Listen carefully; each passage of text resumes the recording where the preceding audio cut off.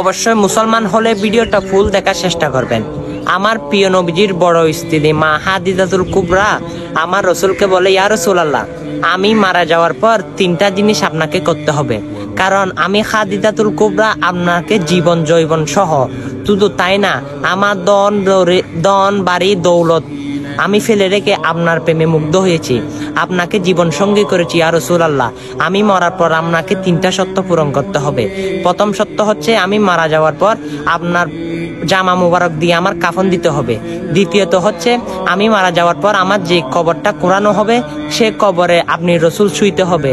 তৃতীয়ত হচ্ছে যখন মুনকার নকির আসবে আমাকে সওয়াল জবাব করবে, তখন আপনি নবী আমার সওয়াল জবাবের উত্তর দিয়ে দিবেন। সুবহানাল্লাহ। তখন আমার রসুল এই 3টা কাজ করলো।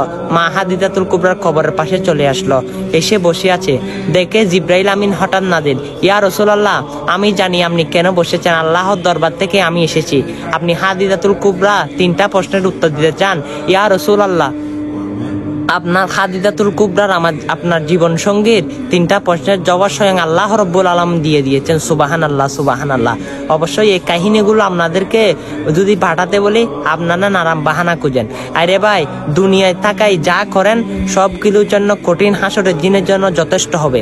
অবশ্যই যদি সেটা মানেন, অবশ্যই এই সুন্দর বার্তাটা সকল মানুষের কাছে বেশি বেশি পৌঁছে দিবেন। আমিন।